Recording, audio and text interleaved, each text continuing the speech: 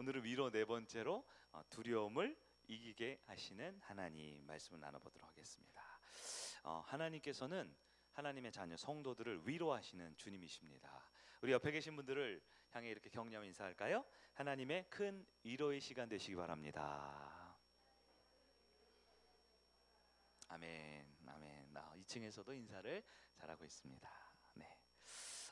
첫 번째 우리 살펴볼 내용은 두려움이 우리의 삶을 위협한다라는 것입니다. 두려움이 우리의 삶을 위협합니다. 여러분 잘 아시는 우리 매슬로우라는 사람이 있죠. 그 인간의 가장 기본적인 욕구를 5가지로 정리한 매슬로우의 기본 욕구라는 개념이 있어요. 첫 번째는 가장 기본적인 욕구가 생존의 욕구, 살고자 하는 거죠. 두 번째는 생리적인 욕구, 인간의 육체적인 본성에 대한 욕구입니다. 세 번째는 안전에 대한 욕구래요. 그냥 살아있기만 하는 게 아니라 생리적인 현상 해결하는 가장 최저 그런 욕구뿐만 아니라 좀 더 안전하고 편안하고 싶은 욕구라는 거예요. 거기서 더 나아간 네 번째 욕구는 사랑과 소속되고 싶은 욕구입니다. 사랑을 받고 인정을 받고 그러한 관계성 가운데 있는 욕구가 네 번째고요. 마지막으로는 이제 존중받고 싶은 욕구, 이런 것들이 있다고 해요. 과거에는 가장 기본적인 욕구인 생존 욕구가 가장 강했다면 요즘에는 점점 더 뒤쪽으로 가는 욕구가 강해지는 것 같아요. 근데 제가 보기에 우리 현대인들의 가장 대표적인 욕구하면 아무래도 안전에 대한 욕구가 아닐까 이런 생각이 듭니다. 신체적인 또 정서적인 그런 안정, 이런 것들을 사람들은 다 원해요. 그래서 대인관계를 맺을 때도 좋아하는 사람 가까이 지내고 싶지만 좋아하는 사람을 가까이 지내고 싶은 것만큼 잘 모르는 사람, 위험한 사람, 싫은 사람과 거리를 두고 싶은 것도 인간의 아주 중요한 욕구 중에 하나예요. 그리고 어떻게 보면요, 나랑 가까이 지내고 싶은 것보다 누군가랑 멀어지고 싶은 게 더 많을지도 모릅니다. 우리가 이번 주에 해제됐다고 제가 말했지만 얼마 전까지 사회적 거리두기라는 게 있었죠. 물론 코로나 감염병에 대한 이유이기도 하지만 여전히 이번 주에도 보니까 뉴스나 언론 보면 국민의 대다수가 또 마스크를 공공장소나 이런 데 착용하고 있다 하더라고요. 그리고 심지어 이 젊은 사람일수록 10대, 20대일수록 마스크를 벗기를 꺼려 하는데요. 그 이유는 이 감염병에 대한 염려도 있지만 여전히 다른 사람으로부터 내가 좀 더 거리를 두고 싶어하는 이 요즘 젊은 세대의 특징들을 가지고 있다 하더라고요. 이 안전의 욕구, 우리는 굉장히 중요하게 생각합니다. 근데 이 안전의 욕구는 왜 있느냐? 바로 그 이유는 바로 두려움 때문이다라는 거예요. 두려움. 인간의 역사를 쭉 보면요, 이 두려움이라는 감정과의 싸움이었습니다. 왜냐하면 이 두려움이 생기면 인간의 삶이 불안정하거든요. 두려움이 있으면 삶이 편안하지 않고 불안정하거든요. 근데 인간은 불안정한 걸 싫어하잖아요. 안정적이고 편안하고 익숙한 것을 좋아하게 되어 있습니다. 그러면 이 불안정 혹은 불안함을, 두려움을 이기기 위해서 인간은 끊임없이 뭘 하냐? 삶의 주도권을 갖고 싶어 해요. 내가 주인이 되고 싶어 하고 모든 것을 내가 통제하고 싶어 하고 내가 다스리고 넉넉하게 내가 소유하고 싶어 한다라는 것이죠. 그러나 그럴 수가 있나요? 잘 안 되죠. 그래서 인간은 이 안전하지 못하는 것엔 두려움을 갖습니다. 근데 이 두려움이라는 것이 점점 시간이 지나면 지날수록 인간을 병들게 만들어요. 두려움이라는 것이 먼저는 육체적인 질병을 찾아오게 합니다.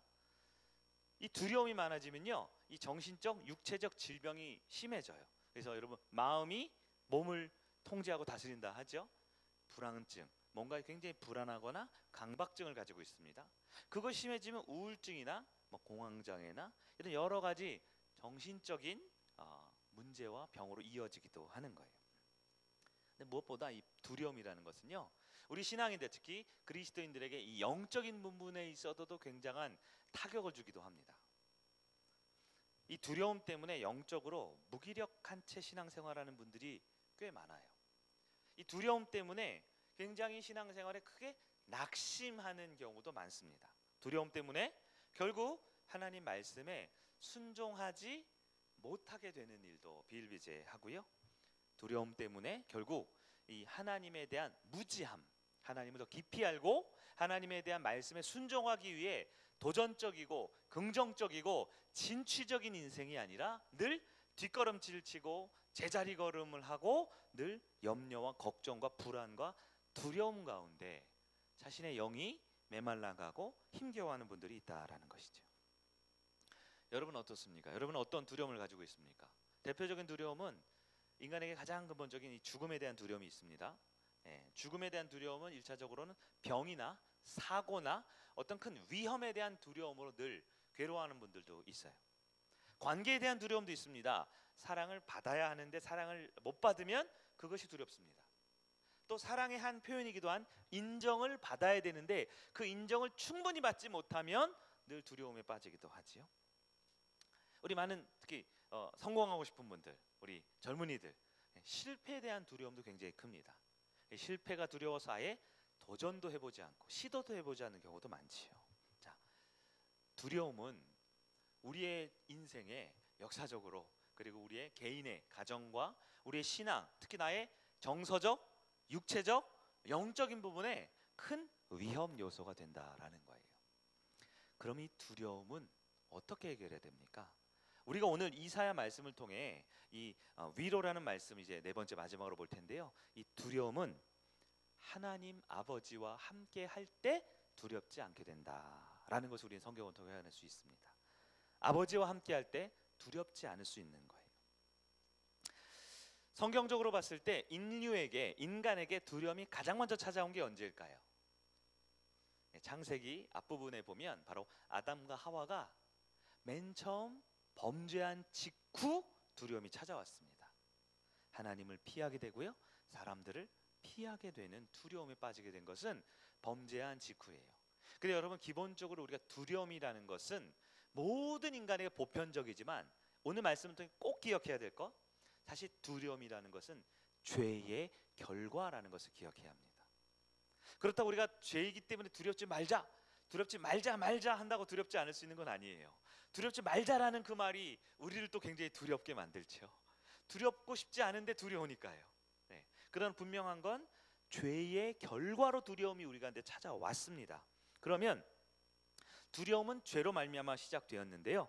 오늘 본문 이사야 41장의 배경이 되는 구약 배경, 특히 바벨론 포로기를 앞두고 있는 이스라엘 백성들은 왜 두려울까요? 창세기 3장에 타락했던 아담과 하와, 하나님을 피하게 된 그 두려움, 바로 이스라엘 백성에게도 고스란히 그 근본 원리는 똑같습니다. 바벨론 포로기 때 하나님과 분리되고 하나님과 영적으로 단절되어 있기 때문에 두려움이 생겼다라는 거예요. 우리 어린아이들 키워보신 분은 있죠. 어린아이들, 아이들 키워보면 아이들이 정말 천진난만하게, 또한 때로는 좀 예의 없을 정도로 막 뛰어놀고 소리치고 막 그럴 때가 있어요.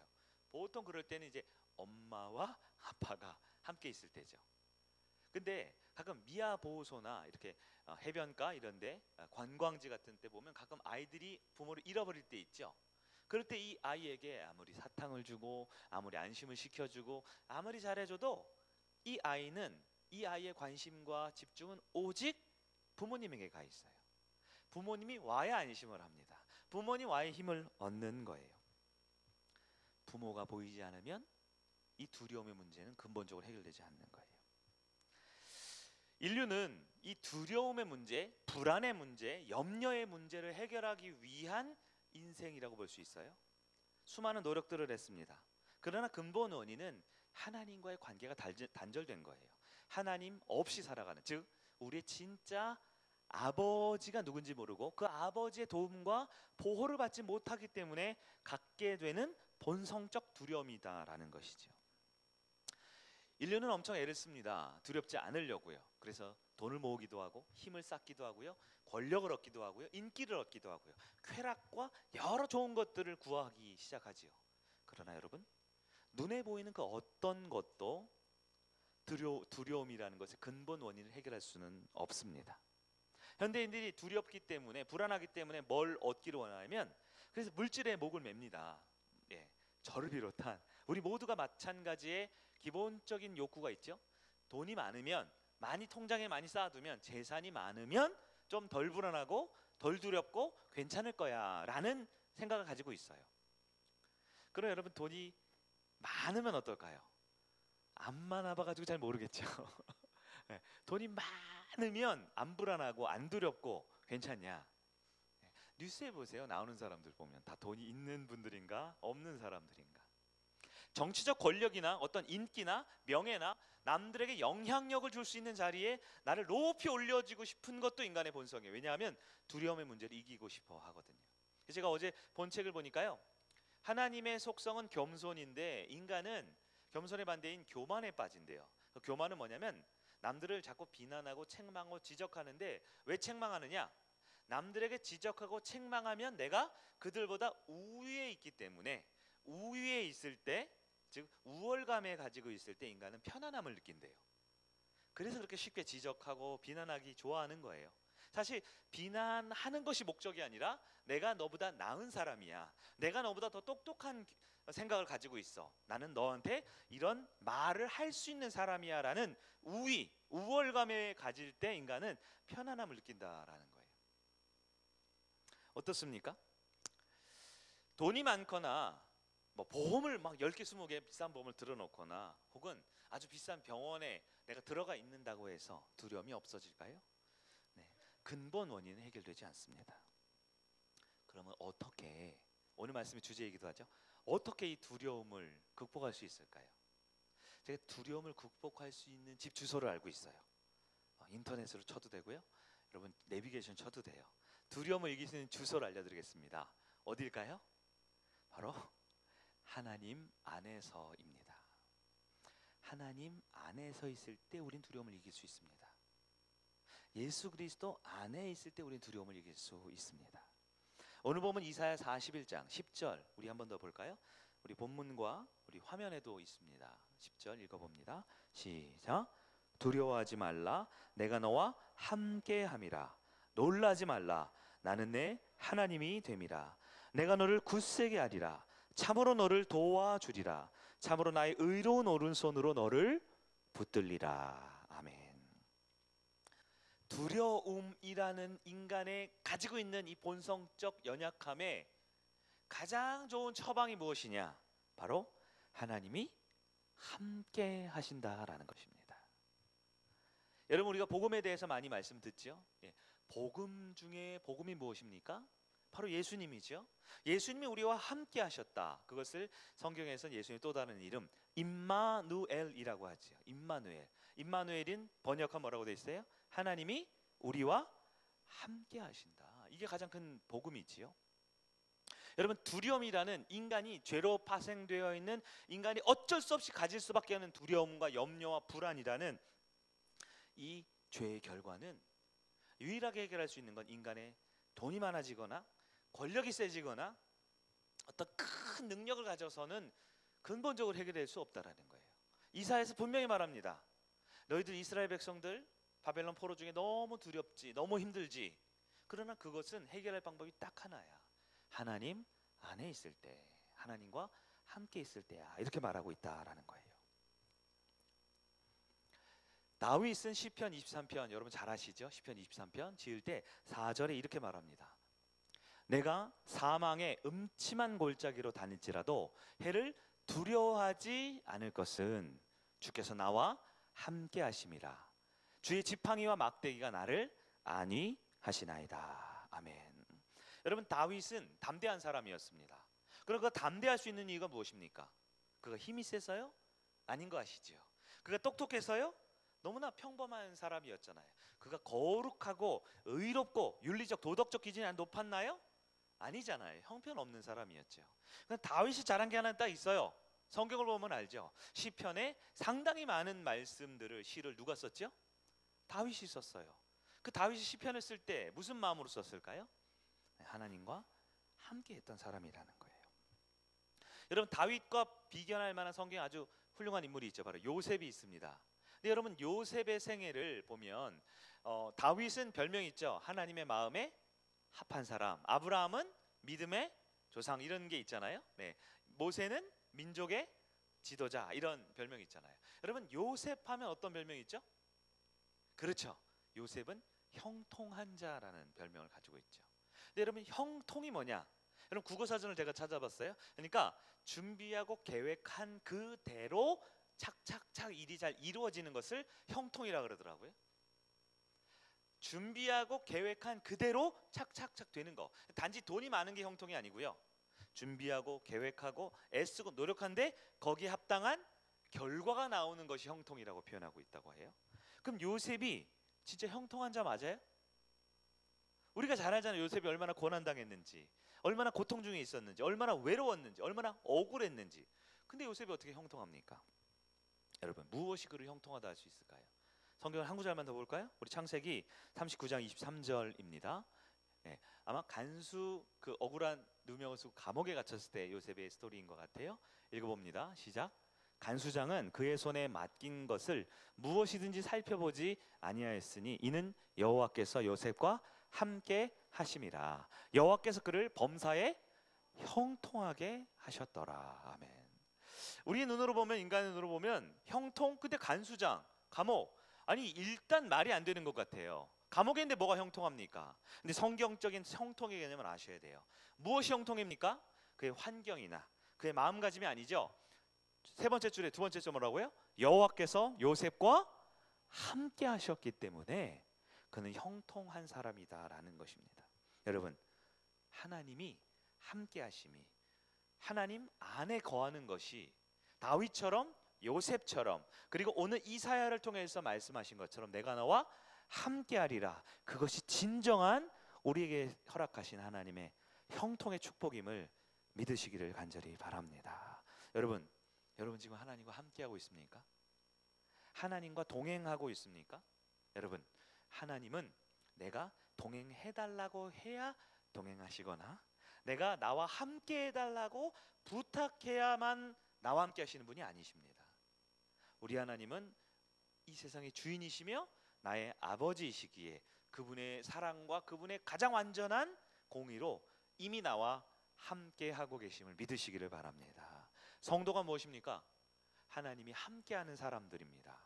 요셉과 함께 하신 하나님, 다윗과 함께 하신 하나님, 그리고 바로 이 밤에 말씀 가운데 기도하는 가운데 저와 하나님이 함께 하심을, 우리와 하나님이 함께 하심을 믿는 여러분 되기를 간절히 바랍니다. 우리 가운데 오늘 밤에도 문제들이 있어요. 수많은 가정의 문제, 자녀들의 문제, 경제적인 어려움, 또 관계의 문제, 또한 신앙의 고민과 정말 신앙생활에 있어서 그 믿음의 영역에 있어서 참 갈등과 어려움들이 있는 분들이 있지 않을까 싶어요. 근데 많은 경우 이 문제들을 해결하기 위해서 우리는 이 불안함과 두려움을 해결하기 위해서 어떻게 하느냐? 내가 그걸 하려고 합니다. 내가 그 문제를 해결하려고 해요. 근데 여러분, 과거를 잘 돌아보는 안목이 여러분에게 있는지 모르겠지만 우리의 삶을 돌아보면 어떤 문제 앞에서 내가 하려고 하면 할수록 더 망쳐지게 되는 경우가 많아요. 내 힘으로 극복하려고 하면 오히려 그것이 더 해결되지 않고 더 심각해지는 경우가 많습니다.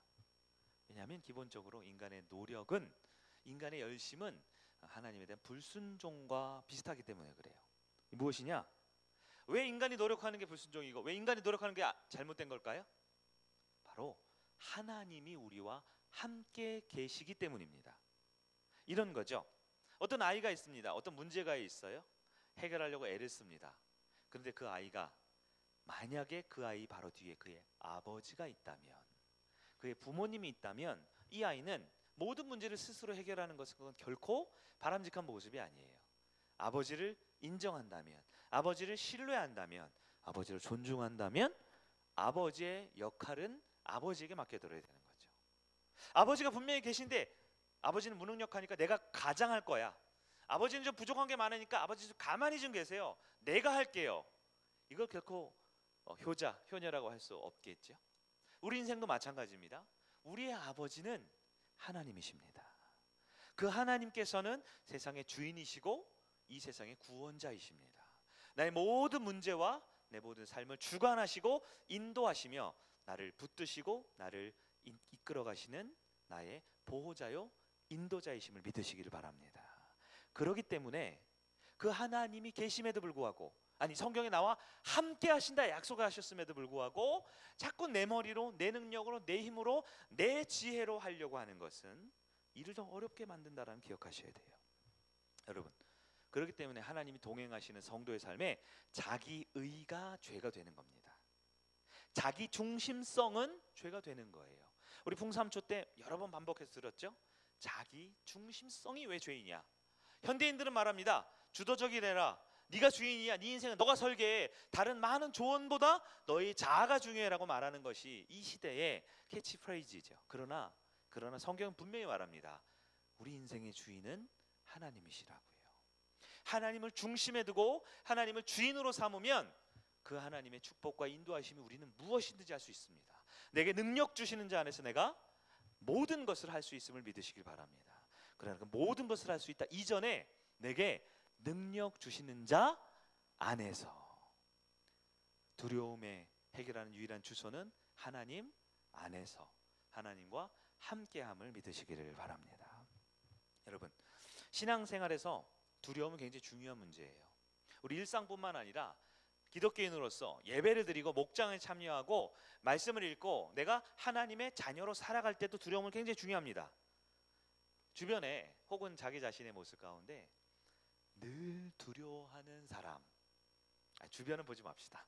나에게 적용해야죠. 늘 두려워하는 사람들 있죠. 많아요. 늘 두려워해요. 늘 불안해요. 그러나 여러분, 두려움의 문제는 이 삶의 영적인 주인의 문제이기도 하지만 또 하나 그 열매로 봤을 때 두려움의 문제를 극복하지 못하면 결코 할 수 없는 게 있어요. 뭘까요? 두려움의 문제를 극복하지 못하면 하나님의 말씀에 순종할 수가 없습니다.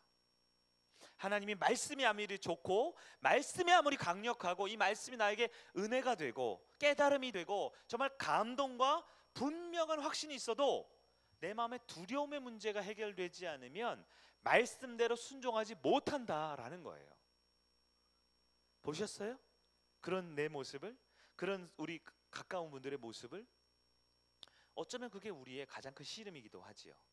말씀이 없는 게 아니지요. 복음이 없는 게 아닙니다. 하나님이 우리에게 함께 하시지 않는 게 아니에요. 여전히 내 마음에 있는 두려움 때문에 그 들은 말씀을, 감사한 말씀을, 감격한 말씀을 순종할 힘이 생기지 않는 거죠.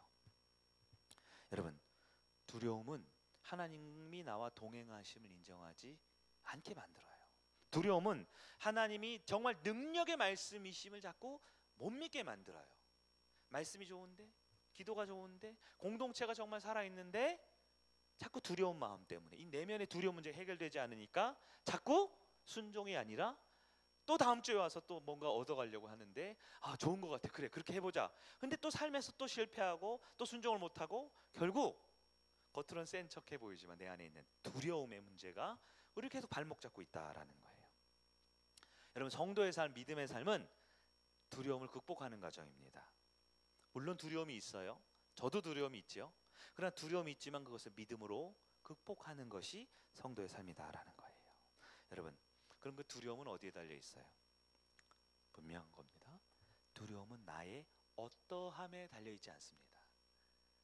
키가 크고 힘이 세고 돈이 많다고 해서 덜 두렵고, 키가 작고 못나고 부족하다고 해서 더 많이 두렵냐? 그렇지 않아요. 두려움의 문제는 하나님과 동행하느냐 그렇지 않느냐에 달려 있다라는 거예요. 요셉은 가장 두려워하죠. 형제들에게 미움받아서 죽임당할 뻔하고 노예로 팔렸어요. 안주인에게 누명을 써서 감옥에 갇혔습니다. 가장 두렵고 가장 불안하고 정말 햇빛 한 점 들어오지 못하는 그런 불안과 염려 속에 살지요. 근데 그를 형통한 자라고 말할 수 있는 이유는 하나님과 함께 하심이었습니다. 다윗은 누가 봐도 정말 죄인이었고 연약한 사람이었고 불순종하는 가득한 사람이었습니다. 근데 그가 하나님의 마음에 합할 수 있는 그 많은 시편의 귀한 말씀을 우리에게 줄 수 있었던 능력이 어디 있습니까? 하나님과 함께함이었어요. 이스라엘 백성들이 바벨론 포로로 잡혀서 70년 넘게 종살이하고 억압당하고 고향을 떠나서 괴롭힘을 당하고 고통 가운데 있었지만 하나님께서 그들에게 분명히 약속하신 게 뭡니까? 두려워하지 말라, 내가 너와 함께함이라. 사랑하는 성일 가정 여러분, 우리 하나님과 함께함이 두려움을 이길 수 있는 유일한 길임을 믿으시기를 바랍니다. 그러면 두려움을 어떻게 극복하는가요? 실제적인 방법. 세 번째, 하나님과 친밀한 관계가 바로 답이 되는 겁니다. 자, 두려움은 나의 어떠함에 있지 않고 누구에게 있다고요? 하나님과 함께함에 있다고 그랬어요. 근데 그 하나님과 함께, 그게 뭘까요? 그 하나님과 함께를 조금 더 구체적으로 말하면 바로 하나님과의 친밀함이라는 거예요. 사실 두려움은 하나님과 관계가 있다고 맨 처음 말씀드렸지요.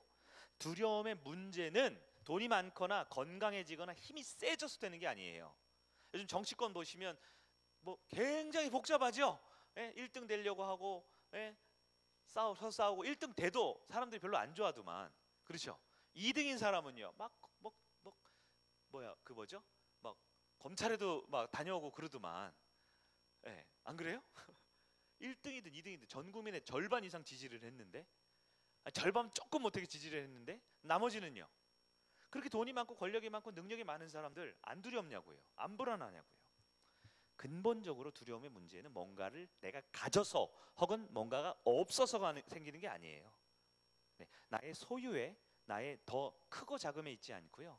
두려움의 문제는 어디에 있다고요? 하나님과 함께 하느냐에 달려 있다라는 거예요. 그런데 그 하나님과 함께 하느냐? 그리스도인들에게 물어봅시다. 하나님 우리와 함께 합니다. 그럼 다 아멘 하죠. 아멘해요. 근데 조금 더 한 발짝 더 들어가야 돼요. 진짜 나는 하나님과 친밀한 관계를 맺고 있는가? 난 정말 하나님과 친한가? 내가 하나님 하면 하나님이 왜 그러느냐 이렇게 말씀을 해주시는가? 내가 찬양을 부를 때 그분이 내 찬양을 들어주시는 것 같은가? 말씀을 볼 때 오늘 나에게 주신 말씀으로 느껴지는가? 설교를 들을 때 목사님이 오늘 설교 잘하네? 오늘 설교 별로네? 라고 그 앞에 선 한 인물을 보는 게 아니라 나에게 들려지는, 내 영혼에 들려지는 주님의 음성이 내 마음에 탁탁 와 닿는가? 그걸 봐야 되는 거예요. 다윗은, 아까도 살면 다윗은 다른 건 몰라도 매일매일 하나님과 친밀한 삶을 살았어요. 심지어 화가 너무 났어요. 막 분노에 치밀었어요. 그래도 다윗은 하나님께 나아갔습니다. 여러분, 친밀함이 진짜 영성입니다. 친밀함이 성도의 힘입니다. 한번 따라해 볼까요? 친밀함이 힘이다. 누구와? 하나님과 친밀한 게 진짜 영적인 힘이에요. 시편 3편 5절과 6절 말씀 볼까요? 이것도 다윗의 시죠. 같이 봅니다. 시작. 내가 누워 자고 깨었으니 여호와께서 나를 붙드심이로다. 천만인이 나를 애워싸 진친다 하여도 나는 두려워하지 아니하리로다. 여러분, 천명, 만명? 여러분 둘러싸면 안 무섭겠죠? 저는 상상도 하기 싫네요. 저는 한 3명만 저를 비난하거나 한 2명만 저를 이렇게 째려만 봐도 마음이 이렇게 쪼그라들어서 내가 뭐 잘못했나? 그냥 어떡하지? 겁이 날 텐데, 여러분 1000명이 달려들고 10,000명이 애워싸도 안 무섭대요. 다윗이 거짓말 치는 걸까요? 왜 안 무서울까요? 그는 하나님과 친했기 때문에 그런 거예요. 친했기 때문에 그렇습니다. 친했기 때문에. 여러분, 나는 정말 하나님과 친한 존재입니까? 하나님과 정말 친한 존재 맞습니까? 이 자리에 금요일 날 오신 분들은 대부분 목사님하고 친하죠. 우리 전도사님하고 친하죠. 서로 친하죠. 그래서 예배 오는 게 익숙해요. 보니까 보통 앉는 자리에 앉으시네요. 오늘도 다 앉는 자리에 비슷하게. 근데 여러분, 내가 이 교회랑 친해지고 이 의자랑 친해지고 이 예배랑 친해졌지만, 우리 찬양팀 처음 하면 좀 어색하죠? 근데 많이 하다 보면 어떻게 해요? 이제 목사님이 어떻게 저기 보고 저것도 알려주잖아요. 어디 시선 처리하고 마이크를 어떻게 잡고. 이 마이크랑 친해진단 말이에요. 그래서 이제 마이크를 친해지면 여러분 노래 처음 할 때 그냥 내가 하지만 이제 모니터에서 저 스피커에서 나오는 내 소리를 듣게 되죠. 그래서 찬양할 때 꼭 그게 필요하잖아요. 그래서 친해져야 되죠. 내 마이크 소리와 내가 들고 있는 마이크의 무게가. 그럼 나중에 박수도 치고 웃으면서 여유롭게 할 수 있게 되죠. 적응한다라고도 할 수 있겠네요. 여러분, 교회에 이제 많이 적응하셨죠? 많이 친해지셨죠? 네, 진짜 한번 오늘 기도의 시간에 한번 물어봅시다. 나는 진짜 내가 예배하러 온, 내가 신앙의 대상인 하나님과 친한 거 맞아요? 친한 거 맞아요? 두려움을 극복해내면 담대함이 생깁니다. 그럼 자신감이 생겨요. 누구를 만나고 어떤 사역을 하든지 간에 힘과 능력이 생기는 거예요. 우리 어린아이들 우리 교회도 보면 이제 다음 세대 아이들 이렇게 있잖아요. 우리 은찬이가 대표적인 저희 베스트 프렌드죠. 은찬이가 딱 교회 오는데요. 저기 2층에서 지금 저를 보고 웃고 있어요. 예. 아빠가 교회에 있을 때하고 아빠가 없을 때하고 은찬이 어깨의 높이가 좀 다른 거 아세요? 예? 밥을 먹고도 아빠가 저기서 딱 밥을 먹고 있으면 은찬이 힘이 딱 있어요. 예, 자신만만하죠. 예. 근데 아빠가 없으면 어떻게 해요? 괜히 잘못한 것도 없는데 목사님 눈치를 이렇게 싹싹 보더라고요. 왜냐면 아빠가 없으니까요. 조금 아쉬운 얘기인데요. 우리 다음 세대 친구들이 전도를 많이 해요. 우리 주희, 주한이, 주아, 혜원이 많이 친구들 전도하거든요. 근데요, 그 친구들 교회 오면 좋다 그래요, 안 좋다 그래요? 다 좋다 그래요. 전사님도 멋있고 간식도 많이 주고 다 좋다 그래요. 다음 주에 올 거면 다 온다 그래요. 근데요, 가장 큰 문제가 뭐냐면 부모님 있죠. 예. 부모님의 신앙과 아이의 신앙이 같이 가야 그 가정이 안정적으로 신앙생활을 할 수 있는 건데요. 우리 다음 세대 친구들 보면 진짜 전도를 많이 하는데 너무 아쉽게도 그 다음 주에 꼭 가족 여행이 있어요. 그 다음 주에 할머니 생신이래요. 근데 이번 주도 그렇더라고요. 제가 물어보니까 한 명은 다음 주에 가족 여행, 한 명은 할머니 생신이 있대요. 그렇더라고요. 뭘 말하느냐? 부모님과 관계, 그것이 가장 큰 힘이라는 거예요. 아무리 내가 교회가 좋고 내가 친구가 좋아도 이 부모님과의 관계 때문에 일이 되기도 하고 안 되기도 합니다. 부모님이 나와 함께하면 어깨가 힘이 올라가고 어디서는 자신만만하고 더 그 목소리가 높아져요. 근데 엄마 아빠가 없으면 늘 불안불안하고 언제 집에 오라고 그럴지 모르고 핸드폰을 끼고 살 수밖에 없는 거죠. 여러분, 두려움이 없는 사람은 아무도 없습니다. 그러나 하나님이 함께 하시는 사람, 하나님과 친밀한 사람은 언제 어디서든 담대할 수 있는 거예요. 더 나아가 그 두려움을 이겨내면요, 그 시대 진짜 리더가 될 수 있습니다. 리더가 될 수 있어요. 성경에 있는 위대한 많은 성경의 사람들 있죠? 두려움이 없었느냐? 아니요. 모든 사람은 다 두려움이 있고 고난이 있고요, 실패했고요, 좌절이 있어요. 어느 정도냐? 죽기 직전까지도 갑니다. 대부분 그래요. 성경에 죽을 뻔하지 않은 사람이 누가 있습니까? 다 죽을 뻔했어요. 근데 그 사람들의 결론은 뭐예요? 성경 속에 괄호 속에 있지만 결국 하나님과 동행하는 사람, 함께하는 사람은 두려움을 이겨낼 수 있게 되었어요. 나의 어떠함이 아니라 하나님이 함께할 때 두려움을 이긴다라는 거예요. 여호수아 말씀 하나 볼까요? 우리 잘 아는 이스라엘의 모세이는 두 번째 지도자죠. 1장 9절입니다. 1장 9절 시작. 내가 내게 명령한 것이 아니냐? 강하고 담대하라. 두려워하지 말며 놀라지 말라. 내가 어디로 가든지 내 하나님 여호와 너와 함께 하느니라 하시니라. 아멘. 여러분, 두려움을 이긴 사람은 어떤 사람입니까? 강한 사람? 아니에요. 하나님이 강하게 합니다. 담대한 사람? 아니에요. 하나님이 담대하게 하는 거예요. 두려워하지 않는 사람? 아니요. 우린 다 겁쟁이고 다 두려워하죠. 하나님이 두려워하지 않게 해주신대요. 그럼 누가 그렇게 합니까? 하나님이 함께 하시는 사람이 바로 두려움을 이기는 이 시대 진짜 리더가 될 줄 믿으시기를 바랍니다. 교회 안에 여러 문제들이 있어요. 결국 그 문제를 해결하는 분이 누굽니까? 물론 하나님이죠. 근데 하나님 누구를 통해서 해결하시죠? 돈 많은 사람? 아닙니다. 말 잘하는 사람? 아니에요. 처음 문제가 딱 터졌을 때는 돈 많고 말 잘하고 교회에 오래 다닌 사람이 힘을 대는 것 같지만 결국 뒤돌아보십시오. 문제를 누구를 통해 해결하시냐? 하나님과 친한 사람이 문제를 해결합니다. 하나님과 함께하는 사람이 그 문제를 극복해내는 진정한 리더가 됨을 기억하시기를 바랍니다. 마지막 네 번째, 두려움을 이기는 방법 구체적으로 볼까요? 세상은 다 공포와 두려움과 염려와 불안이 가득해요. 왜냐하면 모든 사람은 불확실한 미래를 두려워하거든요. 그런데요, 놀랍게도 참 아이러니하게도 가질수록 높아질수록 역량이 클수록 더 불안해집니다. 왜냐하면 지킬 게 많은 사람이 가장 두려운 것이거든요. 그러나 하나님이 함께 하시면 두려움을 이길 수 있습니다. 어떤 영역도 마찬가지예요. 신앙의 영역뿐만 아닙니다. 가정도, 물질의 문제도, 관계의 문제도 동일합니다. 왜냐하면 두려움이라는 것은 원래 하나님과 분리 단절됐기 때문에 생긴 감정이거든요. 하나님과 함께하면, 하나님과 친밀해지면 두려움을 극복해 줄 수 있습니다. 어떻게 극복할까요? 세 가지죠. 바로 말씀과 기도와 공동체입니다. 두려움을 이기는 첫 번째는 말씀입니다. 말씀이 무엇입니까? 성경을 읽는 겁니다. 매일매일 큐티를 하는 겁니다. 설교를 듣는 겁니다. 안 적어도 돼요. 우리 늘 하는 거잖아요. 그것을 하나님과 함께하는 겁니다.